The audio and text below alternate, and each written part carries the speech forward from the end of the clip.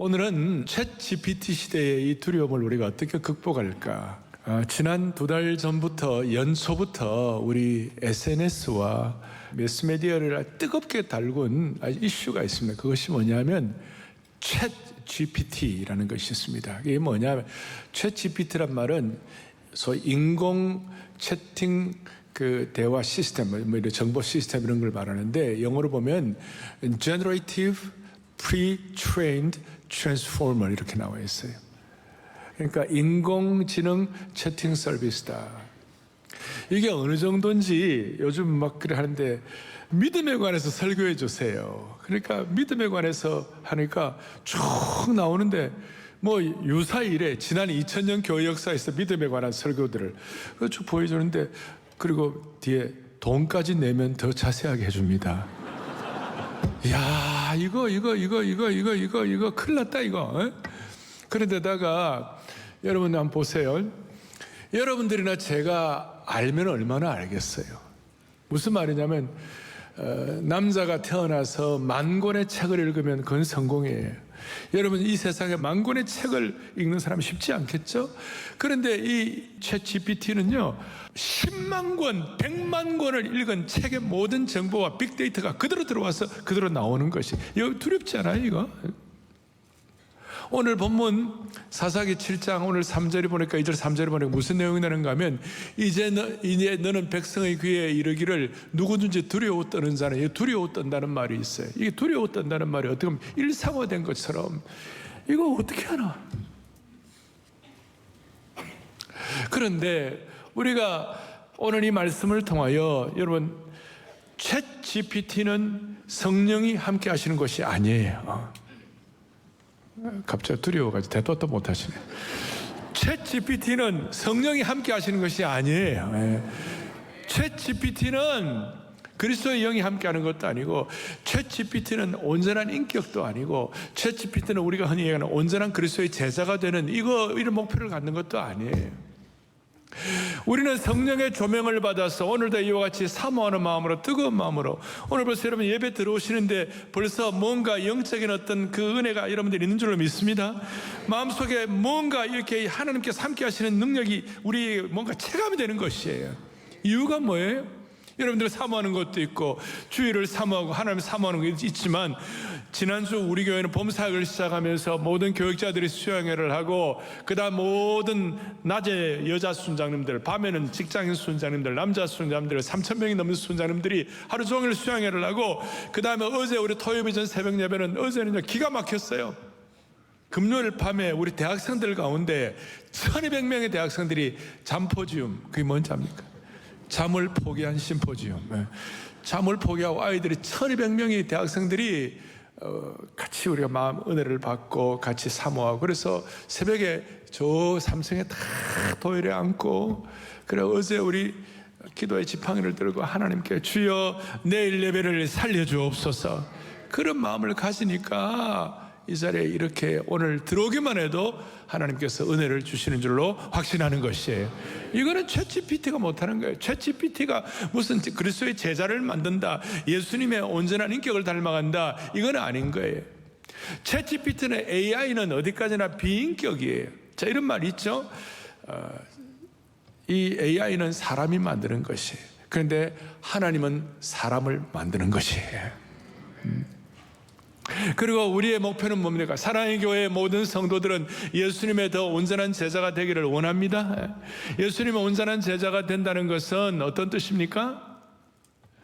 주님을 더 사랑하고 더 갈망하고 더 주님을 예배하는 존재가 되기를 원하는 것입니다. 제임스 스미스라는 지금 미국의 캘빈 대학에 아주 요즘 50대 초반에 아주 기독교 철학자이고 세계관 철학자인데 대단한 분이 있어요.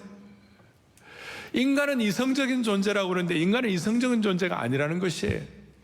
인간은 누군가를 갈망하고 누군가를 사랑하고 누군가를 예배하지 않으면 인간은 제대로 존재하지 못한다는 것이에요. 그래서 우리는 우리식으로 말하면 오늘 이 자리에 나온 것은 정말로 세상의 엉터리가 아니라 진짜 하나님이신 주님을 예배하러 나온 거예요. 주님을 우리가 사명을 가지고 주님 앞에 더 갈망하기 위하여 나온 것이에요. 우리가 은혜 받아가지고 진짜 제대로 사랑하기 위해 이 자리에 나온 줄로 믿습니다. 그런데 우리의 현실은 뭐냐? 우리의 현실은 두려움에 떠는 것이에요. 오늘 본문에 미디안의 13만 5천 명의 대군이 이스라엘 백성들의 추수기에 이렇게 막 쳐들어온 거예요. 쳐들어오는데 기드온이라는 여러분 기드온이 있는데요. 우리는 처음에 저도 어릴 때 기드온 300용사 그러니까 기드온이 굉장히 뭐 힘이 있고 기드온이 굉장히 무슨 뭐 이렇게 용감한 사람인 줄 알았어요. 근데 보니까 오늘 사사기 6장 7장 오늘 보니까 기드온이 용감한 사람이 아니에요. 늘 겁쟁이고 죄송합니다 쫄보 있어요. 쫄보. 그리고 므낫세 지파, 이스라엘의 유다 지파 정도 되면 뭐 이름 내세울만 하지만 므낫세는 별로 이렇게 존재도 없는데 므낫세 지파로서 하나님께서 기드온을 좀 쓰려고 했더니 기드온을 보니까 이스라엘 백성들이 대부분 다 그랬지만 미디안 대군이 쳐들어오면 자기들의 곡식을 빼앗기고 뭐 이런 것들이 있어갖고 다들 숨고 보면 이런 내용이 나와 있어요. 뭐라 나왔냐면 굴을 만들고 웅덩이를 만들고 거기에다 숨고 참호를 만들고 숨고 이런 이 입장이었어요. 그래서 하나님께서 이 미디안 대군 쳐들어오는데 우리식으로 말하면 지금 막 압도하고 밀려오는 것 같은 이 AI 인공 채팅 시스템 이런 시대 앞에 특별히 여기 젊은 분들은 모르지만 연세 드신 분들은 이거 뭐 기계도 잘 못 만지는 이 기계치도 많이 계시잖아요. 이런 시대 앞에 우리 남은 인생 어떻게 살아야 하나. 어떻게 보면 미디안 대군 앞에서 이게 미디안 대군이에요. 미디안 대군 앞에서 쫄았던 겁을 내었던 그래 그 기드온처럼 말이죠. 산에 동굴을 파고 들어가 숨어 살기도 하고 두려움이 일상화되고 그리고 이 기드온도 어느 정도 6장 11절에 보니까 기드온이 그 타작을 하는데 밀을 이렇게 타작을 하려면 어느 정도 넓게 이렇게 해야 되는데 이 쫄보가 돼가지고 넓게 하면 또 쳐들어오면 안 되니까 포도주 틀을 조그만 해요. 포도주 틀에다가 그 안에서 이렇게 하는 입장이었어요. 아주 겁쟁했어요. 얼마나 겁이 많은지 하나님께서 그의 사자를 통하여 기드온에게 내가 너를 쓰겠다고 하니까 기드온 답이 뭐냐면 나는 내 아버지 집에서 므낫세 집 극히 약하고 나는 내 아버지 집에서 가장 작은 자니이다. 뭐 겸손 뭐 이런 게 이 정도가 아니에요. 그리고 바알의 제단과 아세라상 우상 찍어버리라 그러니까 낮에는 겁이 나고 못하고 밤에 살짝 감히 낮에 행하지 못하고 밤에 살짝 행하더라. 물론 살짝은 제가 넣은 거예요. 살짝 행하더라. 그리고 하나님께서 이스라엘을 구원해 주시겠다고 이거 하니까 이 겁이 나가지고 나는 무슨 증거가 필요하다. 하나님이 나와 함께 하신 증거가 필요합니다. 내가 제물을 드릴 테니까 불이 나와가지고 그 제물 태우는 걸 이렇게 증거를 보여주시고 그 다음 또 그 해주니까 아이고 하나님 나는 이게 아직까지 마음이 확신이 안 되니까 이슬이 내리는데 그 양털 위에다가 이슬이 싹 내리기만 하고 옆에는 마르게 해달라고 하나님 그렇게 하니까 그러면 또 내가 확신이 안 되니까 어떻게 밖에만 이슬이 내리고 양털에는 뽀송뽀송하게 해달라고 별짓을 다 했어요. 그러니까 두려움 많고 소심한 기도원 우리하고 비슷해요. 그 나중에 보면 히브리서 11장에 보면요 이 기도원에서 설명하는데 이야 기도원이 사사 가운데 제일 윗순위에 올라갔어요. 근데 이런 소심한 이런 기도원 앞에서 어떻게 보면 이런 챗GPT 시대의 인공지능 채팅 시스템 이런 시대 앞에 하나님께서 기도원 보고 뭐라고 그러냐 놀라운 말씀을 하시는 거예요. 이렇게 말씀해요. 큰 용사여 그랬어요. 말이 됩니까? 산속에 토굴 속에 숨어있고 포도주 틀에서 밀을 갖다가 타작하고 그 다음에 증거를 보여줘도 아이고 나는 못한다고 그러고 이런 소심하고 이런 어떻게 보면 약간 비겁한 이 기도를 향하여 오늘 이 시대 앞에 흐름 앞에 우리도 모르게 쫄아있는 우리들을 향하여 하시는 말씀이 뭐냐면 큰 용사요. 오늘 2부 예배 참석하시고 방송으로 들어오신 분들 오늘 이 방송은 미주직은 생방송되고 있는데 모든 성도들이여 주님 오늘 부르고 큰 용사요. 몇 분만 반응하시고 여러분 큰 용사이라고 그러는데 이 큰 용사의 말이 되냐고 이게. 그런데 하나님께서 우리에게 큰 용사로 할 때 우리가 무슨 능력 있고 대단해가지고 하나님 우리 보고 큰 용사이라고 그러는 게 아니고 큰 용사이라고 하시는 그 이유가 있는 거예요. 그 이유가 뭐냐? 이렇게 말씀하시는 거예요. 뭐라고 말씀해요? 큰 용사여. 그 다음 뭐예요? 여호와께서 너와 함께 계시도다. 쫄보이냐 큰 용사냐, 비겁하냐 큰 용사냐, 이걸 구별하는 핵심은 뭐냐면 여호와께서 너와 함께 하시도다 하는 거예요. 그러니까 아무리 큰 소리 쳐도 여러분, 챗 GPT 인공지능이 아무리 대단하고 아무리 크라우드를 하고 아무리 그 인간을 압박하고 대단하다고 하루 막 생각해 보시라고. 인공 GPT 챗 GPT 이것들은 여러분 잠도 안 자, 먹지도 않아. 그냥 계속 하는. 우리가 두려움에 떨 수밖에 없죠. 그러나 아무리 그래도 챗 GPT는 하나님이 함께 하시는 것이 아니에요. 그런데 우리에게는 큰 용사여 여호와께서 너와 함께 하시도다. 너와 함께 하시도다. 너와 함께 하시도다. 마르틴 루터가 507년 전에 종교개혁을 하는데, 오죽하면 그 모든 브롬스 그 성의 기와장이 다 다들 마귀가 타고 있잖아요. 그렇게 압박을 하는. 그런데 어떻게 그걸 이겨낼 수가 있었겠나? 마르틴 루터가 이런 고백하는 거예요. 하나님께서 나와 함께 하실 것이다. 그래서 나는 이 사명 감당할 수가 있는 것이다. 딱 하나예요. 비겁한 자가 되느냐 큰 용사가 되느냐의 차이는 하나님께서 함께 하시느냐 안 하느냐. 그러면 우리가 대체적으로 알아요. 여러분, 하나님이 나와 함께 하시면 우리가 큰 용사가 된다. 하나님 나와 함께 하시면 우리가 참 인공지능 시대에도 우리가 이겨낸다라고 할 수 있지만, 이게 머리로 아는 거하고 내 삶으로 실제로 체득되는 거하고 차이인 거예요. 세상 사람들은 우리의 삶의 역사를 쓸 때 소위 연대기를 써요. 역사를 연대기를 쓰죠. 이렇게 시간의 흐름을 따라서 연대기를 써요. 근데 그걸 소위 크로노스라고 그러죠. 크로노스. 근데 하나님이 함께 하시는 시간을 보내는 사람은 잘 아시는 대로 카이로스의 시간을 보낸다고 그러는 거예요. 우리가 하나님의 백성으로, 하나님의 사람으로 우리의 삶을 써내려가는데 연대기를 쓸 것인가, 크로노스의 시간을 지나갈 것인가, 아니면 하나님께서 함께 하시는 것을 체험한, 하나님이 나와 함께 하시는 흔적이 있는, 하나님이 나와 함께 하시는 시간을 보내는 카이로스의 시간을 보낼 것인가. 오늘 챗 GPT 시대에 두려움이 있지만, 우리는 챗 GPT 시대의 크로노스, 우리의 역사의 연대기를 쓰는 사람들이 아니라 하나님이 나와 함께 하시는 역사의 흔적이 있는, 하나님이 나와 함께 하시는 증거가 있는 카이로스의 시간을 쓰는 주의 백성들이 되기를 바라는 것이에요.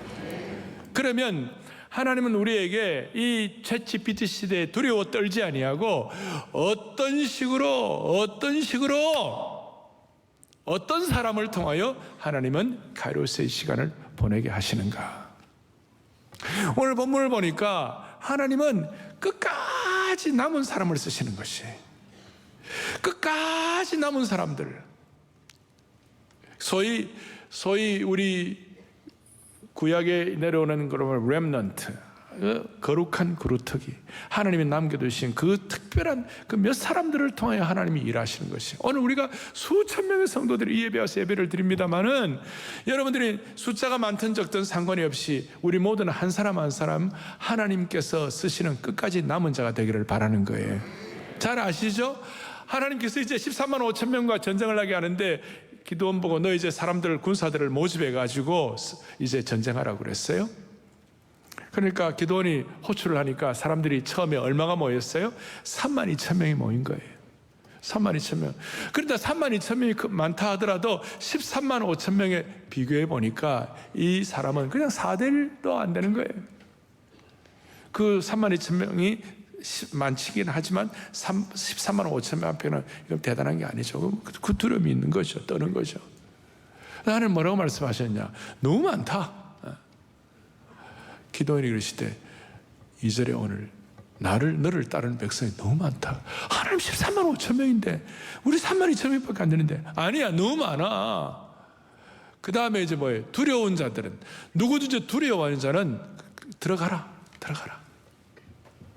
마음에 두려움이 있는 사람들은 가라.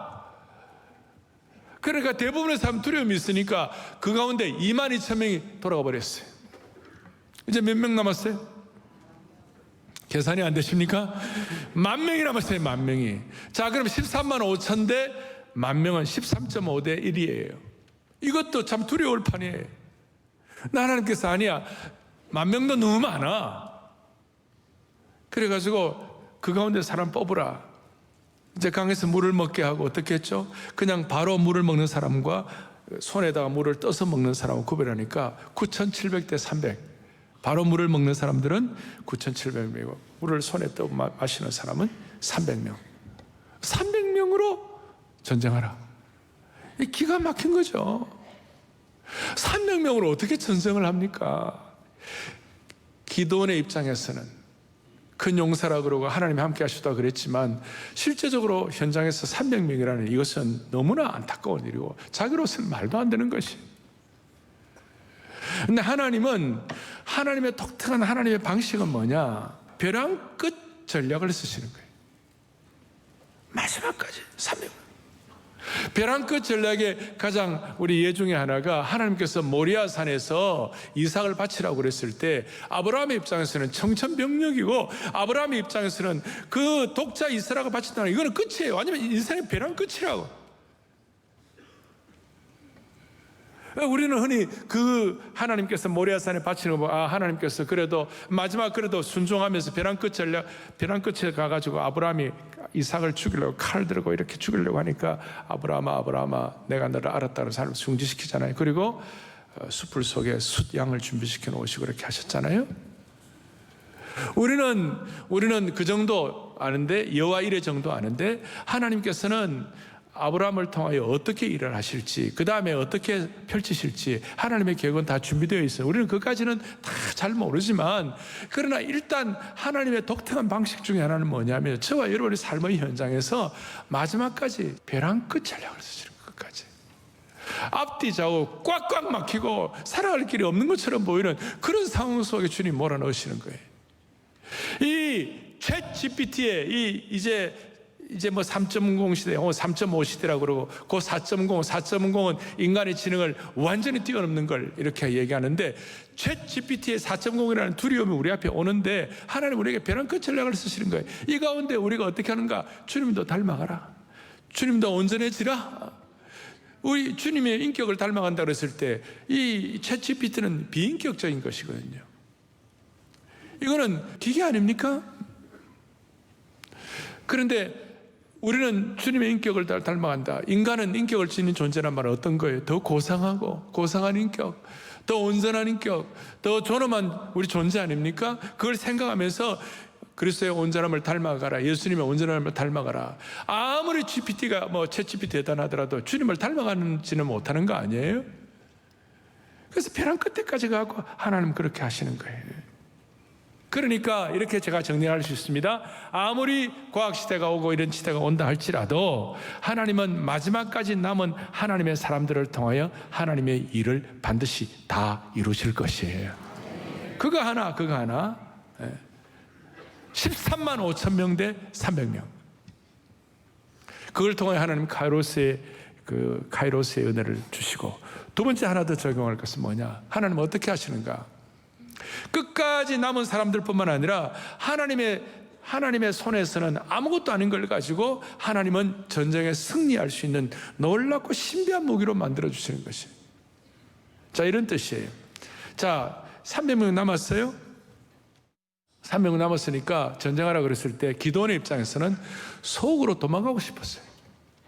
아니 근데 300명 데리고 어떻게 13만 5천 명을 전쟁을 하나? 도망가고 싶었어요.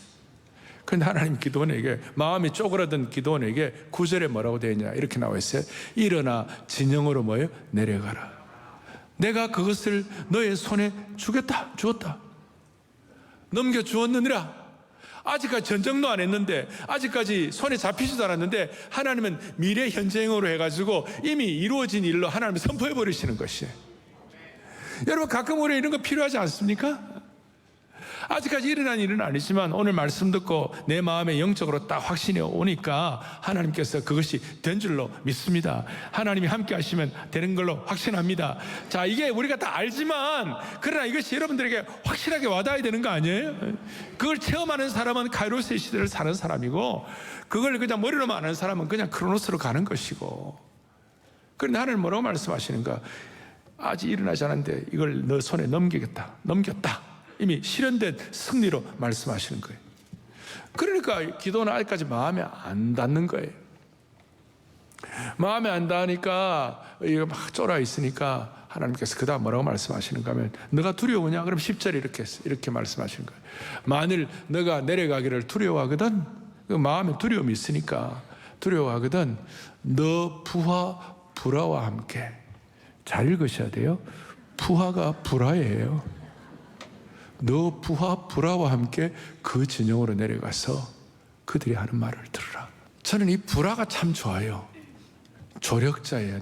제가 이제 해석하기로서는 이 불화가 아마 기도원에게 상당히 에너지를 주는 사람이었던 것 같아요. 에너지를 빼는 사람이 아니고. 그러니까 불화와 함께 가니까 좋은 거예요. 그러니까 제가 볼 때 기도원의 믿음이 좋았으면 나타나지 않을 사람이 불화예요. 이해가 됩니까?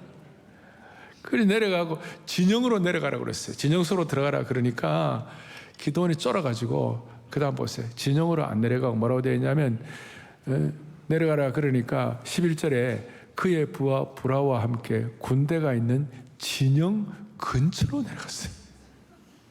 하나님의 디테일이에요, 저게. 진영 속으로 겁이 나서 못 가고 근처로 내려갔어요. 그리고 11절에 진영 근처로 내려가라.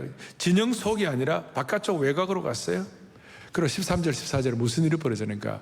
기드온이 그곳에 이른즉 어떤 사람이 그 진영 안에 있는 미디안 사람들끼리, 거기에 진친 미디안 사람들이 그의 친구에게 꿈을 말하여 이르기를, 보라, 내가 한 꿈을 꾸었는데. 지금 미디안 사람들끼리 하는 얘기예요. 그걸 밖에서 보라와 함께 듣는 거예요.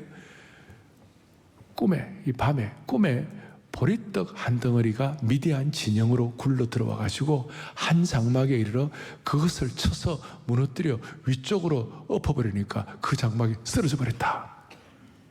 이런 얘기를 자기들끼리 주고받는 거예요. 14절 뭐라고 하냐? 14절에 그의 친구가 대답하여 이르되, 미디안 군사들끼리 같이 대답해, 이건 다른 게 아니라 이스라엘 사람 요아스의 아들 기드온의 칼이라. 하나님 미디안과 그 모든 진영을 그의 손에 넘겨주셨느니라 하더라. 자기들끼리 말이야 이런 얘기를 하고 있는 거예요. 기드온이 두려워하고 있는데, 사실은 적군들이 더 두려워하고 있는 것이, 이걸 듣고 이제 드디어 이제 기드온이, 저도 이 정도 하면 하겠어요. 사기 충전해가지고 드디어 이제 가는 거예요. 이제 전쟁하는 거예요. 넘겨주셨다는 이제 기백이 깨지. 하나님이 넘겨주셨다고 300용사에게 말을 하고, 그리고 뭘 들고 가느냐? 항아리에 횃불을 숨기고 그 다음에 나팔을 들고 나가는 거예요. 참 기가 막힌 거예요. 전쟁을 하려면 칼이 있어야 되고 창이 있어야 되는데, 하다못해 다윗의 물맷돌이라도 있어야 되는데 칼도 없고 창도 없고, 희한한 무기가 뭐냐면 항아리에 횃불을 넣고 그 다음에 나팔을 들고 가는 거예요. 그리고 가면서 뭐라고 얘기하느냐? 오늘 여러분 여기 주보 앞에 제가 항상 주보 요절을 써놓는데 이렇게 써놨어요. 세 대가 나팔을 불며, 세 대는 한 대, 두 대, 세 대 이렇게 100명씩 나누어 가지고 300명의 세 대를 나누어 가지고 나팔을 불며 부수고, 좌수는 뭐 이게 이제 왼편에는 횃불을 들고, 우수에 오른편에는 오른손은 나팔을 들어가 불며 외쳐가로되 여호와와 기드온의 칼이여, 그래 한 거예요. 오른손에는 나팔을 불며 외쳐 여호와와 기드온의 칼이여. 저희가 젊은이 대학부 할 때에 어느 날 수양회 슬로건을 여호와와 기드온의 칼이여. 이 담대한 구호예요. 할렐루야. 창도 없고 칼도 없고 물맷돌도 없지만 하나님은 이 항아리에 횃불을 넣어가지고 오른편에는 나팔을 들고, 그래가지고 막 그 나팔을 부니까 천둥 소리처럼 300명이 나팔을 부니 난리가 나고, 그다음 횃불 항아리에 있는 걸 깨니까 그냥 화산 폭발한 것처럼 그렇게 느껴지는 거예요. 그래갖고 자기들끼리 정신이 혼미해져 가지고 미디안 연합군들이 자기 편끼리 칼로 치고 자중질환을 일으키고 자기들끼리 망한 거예요. 우리 하나님은 세상 사람들이 알지 못하는, 세상 사람들은 어떻게 가치 있다고 말도 하지 않는 그런 이런 항아리와 횃불을 가지고 13만 5천 명을 공격하고 이겨내는 우리 하나님의 놀라운 인도하심을 우리는 기대하고 눈을 뜨는 것이에요. 보리떡이 왔다. 보리떡. 오늘 이 자리에 계신 여러분들이 기도원의 보리떡이 되기를 바랍니다. 이 시대를 갖다, 이 시대의 잘못된 것들을, 오염되고 파괴되고 정말로 부정한 것들을 처리할 수 있는 은혜를 주시기를 바라는 것입니다. 그리고 참 감사한 건요, 하나님의 독특한 전략은 항아리는 대체적으로 뭐 하는 겁니까? 곡식을 넣어둔다든지 기름을 넣어둔다든지, 항아리는 그런 참 용도로 쓰고 있는데, 물건을 보관하는 용도를 쓰고 있는데, 항아리에 횃불을 담는다? 이건 아주 상의적이고도 혁신적인 발상이에요. 항아리의 기능이 바뀐 것입니다. 어떤 역사에도 항아리가 전쟁의 도구가 된 적이 없어요. 항아리가 전쟁의 강력한 도구가 될 것이라고 생각하고 기대하는 사람도 없어요. 그러니까 항아리 같은 것도 하나님의 손에 들어가면 항아리도 전쟁의 도구가 되는 겁니다. 승리의 도구가 될 수가 있는 것입니다. 이게 패러다임 시프트가 일어난 것이에요. 우리 속에 있는 작고 보잘것없는 것이 하나님의 손에 들어가면 세상이 감당할 수 없는 특별한 도구가 되는 줄로 확신합니다. 가장 대표적인 예가 뭐냐? 우리는 질그릇이라고 그랬어요. 고린도후서 4장, 그 고린도 교회가 문제 많은 교회, 그게 정말 하나님 마음을 아프게 하는 참 어려운 사람들이 많고 주님 앞에 부끄러운 사람들이 많은 그 교회가 고린도 교회였어요. 그게 질그릇 같다는 거예요. 그런데 질그릇 같은 그런 고린도 교회 교우들이라도 고린도후서 4장 7절에 보니까 뭐라 나와 있는가? 우리가 이 보배를 뭐예요? 질그릇에 가졌습니다. 이는 심히 큰 능력은 하나님께 있고 우리에게 있지 아니함을 알게 하려 하심이라. 항아리를 혁신적인 도구로 만드시고 나팔을 통하여 전쟁 도구로 만드시는데, 이거는 우리의 일상의 생각과 판단력을 뛰어넘은 것이에요. 여러분과 저는 질그릇 같지만 우리 속에 보배를 담은 줄로 확신하는 것이에요. 하나님께서 32,000명을 다 돌려보내고 300명 남긴 이유가 무엇일까? 이는 내 손이 나를. 자, 오늘 이 말씀과 그 다음에 고린도서 4장 7절에 서로 연결이 되는 것이, 하나님의 크고 심히 큰 능력이 하나님께 있고 우리에게 있지 아니함을 알게 하려 하심이라. 질그릇 같고 가장 별 쓸모없는 것 같은 그런 것들을 통하여 하나님은 일하시는 것이에요. 그걸 우리가 알아야 우리는 이 GPT 시대도, 우리 챗 GPT 시대도 이겨낼 수가 있는 것입니다. 여러분, 당시 1세기에 가장 초라한, 가장 비참한 수치의 어떤 상징이 뭐예요? 십자가예요. 로마 제국에 있는 사람들, 십자가를 수치로, 로마 제국에 있는 사람들 십자가를 아무도 자랑거리로 여기지 않았어요. 로마에 있는 사람들은 당당한 군대의 행진, 개선 행진, 그 다음에 로마의 어떤 콜로세움의 어떤 식민지 사람들을 검투, 이런 것들을 그것들이 로마 사람들을 감동시킨 것이지, 십자가는 전혀 감동시키지 않았어요. 그런데 질그릇 같은 십자가가 하나님의 능력이 원천이 된 줄로 확신하는 것이에요. 누가 십자가를 최상의 무기라고 생각하겠어요? 겉으로 십자가를 볼 때 세상을 이기는 능력이 된다고 누가 생각을 했겠어요? 그런데 하나님께서는 십자가를 통하여, 질그릇을 통하여 하나님이 일하신 것입니다. 보십시오. 하나님이 인간이 되신 일도 불가능해 보입니다. 그리고 하나님께서 모든 인간의 죄를 짊어지시기 위하여 십자가에 돌아가신 것은 더더욱 불가능해 보입니다. 거기에 대해서 십자가에서 돌아가신 분이 사흘 만에 다시 살아나셨다. 이것은 더더욱 불가능해 보이는 것이에요. 그리고 인간이 되신 것도 불가능하고 인간의 죄를 짊어지시고 십자가를 지신 것도 불가능하고 이 질그릇같이 십자가에 돌아가셨다가 다시 사흘 만에 부활하신 것도 더더욱 불가능한데, 더더욱 불가능한 뭐냐, 그분이 나를 너무 사랑하신 것은 더 불가능해 보이는데, 여러분 그게 도대체 말이나 되느냐고. 많은 사람들이 십자가 이런 사건과 복음의 깊은 은혜에 대해서 많은 사람들이 우습게 아는 거예요. 더 이해가 안 되는 거예요. 예를 들어 이런 뜻입니다. 인간이 죄를 지었는데 왜 인간이 노력해서 죄값을 치루어야지 왜 다른 사람이 죄값을 치르느냐고. 그런데 하나님은 가장 미천한 도구, 가장 이런 것들을 가지고 하나님은 역사하시는 것이에요. 이거는 인간의 지혜로는 감당이 안 되는 것이에요. 하나님은 아무것도 아닌 걸 가지고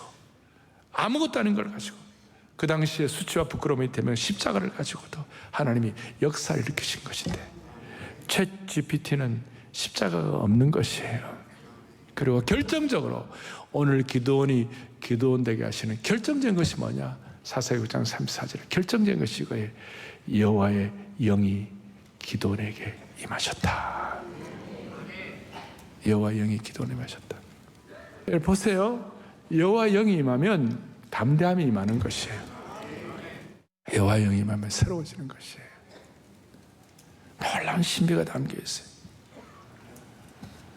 아무것도 아닌 것, 항아리, 십자가 이런 걸 가지고 하나님은 카이로스의 시간을 쓰시는 것입니다.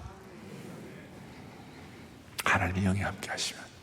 그래서 구약을 해석한 히브리서라고 그랬죠. 구약을 해석한 히브리서 11장에 보면 뭐라고 나오는가? 놀라운 말씀. 믿음으로 그들은 홍해를 육지같이 건너고 애굽 사람들은 이것을 시험하다가 빠져 죽었는데 32절 뭐라고 되어 있습니까? 내가 무슨 말을 다 하겠느냐? 뭐예요? 기드온, 바락, 삼손, 입다, 심지어 다윗 및 사무엘과 선지자들의 일을 말하려면 내게 시간이 부족하겠다. 할렐루야. 제일 앞에 누가 나옵니까? 기도원 나옵니다. 뭐가 함께하니까? 하나님의 영이 함께하시니까. 그 겁쟁이가, 비겁한 사람이, 여러분이나 저는 우리 남은 인생을 살아가야 합니다. 또 우리 젊은이들은 많은 인생을 살아가야 합니다. 인생은, 예수님 믿지 않는 인생길은 나그네 길이에요. 왜냐하면 돌아갈 고향이 없어요. 예수님 믿지 않는 모든 인생은 주님의 영이 함께 하시거나 하나님이 함께 하시는 것이 아니기 때문에 맨날 헤매는 거예요. 아무리 겉으로 좋고 잘나고 뭐 대단해도요, 결국 그의 영과 그의 인생과 그의 방향은요, 결국은 막판에 가면 나그네고 아무것도 남는 것이 없어요. 그러나 오늘 주의 영이 함께 하시고 오늘 이걸 깨닫는 사람들은 챗GPT에 두려움이 있는 이 상황이라 할지라도 주의 영이 함께 하시면 우리는 순례길을 살아가는 것이에요. 순례길이 뭡니까? 우리는 돌아갈 고향이 있는 것이, 순례자에게는 하나님의 순례, 하나님의 백성들에게는 하나님의 임재와 하나님의 영이 함께 하시는 것입니다. 그럴 때는 300명이라도 일할 수가 있는 것입니다. 잘 아시잖아요. 13만 5천 곱하기 하나님 없는 제로는 제로고 300명이라도 성부, 성자, 성령 하나님 곱하기 3하면 900이 되는 것이에요. 알 사람이 없도다.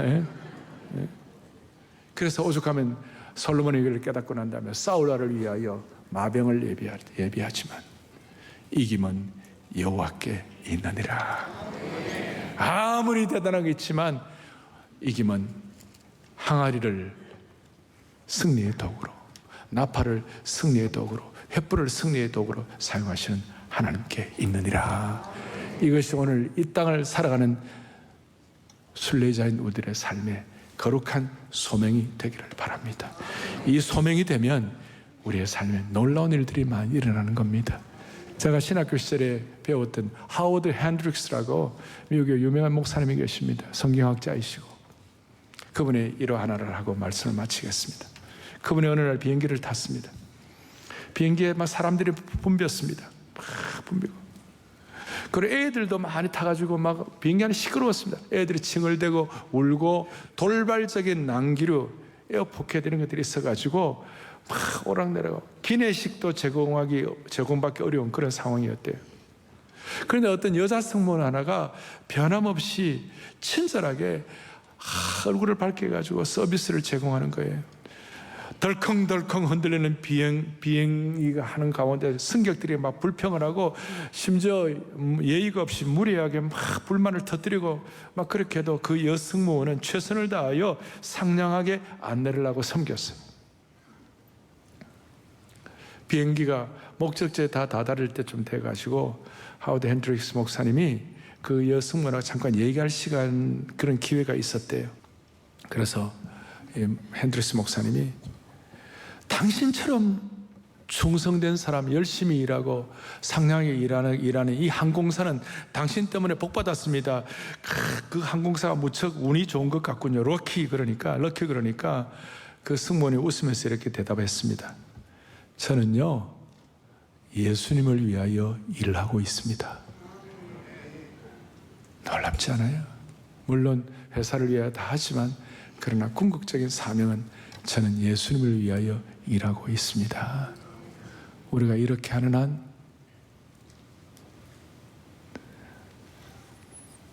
새로운 시대, 이 인공지능 시대가 온다 할지라도 우리는 두려워하지 말고 이 시대의 기도원이 되어 하나님 앞에 카이로스를 쓰는 하나님 나라 역사를 지필하는 귀한 주의 종들 되기를 축원합니다.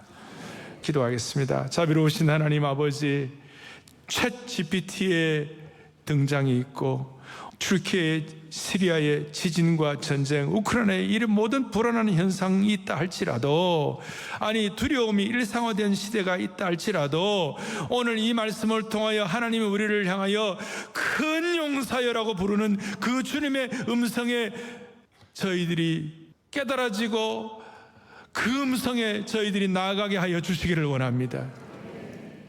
예수님의 온전한 제자로서 온전한 인격, 고상한 인격, 주님을 더 닮아가는 저희들 될 수 있도록 오늘 저희들을 새롭게 하여 주시기를 원하옵나이다.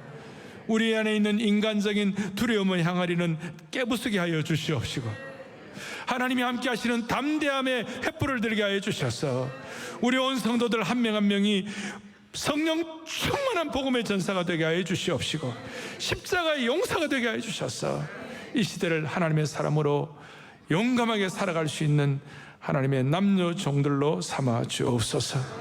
할렐루야. 우리 주 예수 그리스도 이름 받들어 간절히 기도 올리옵나이다. 아멘.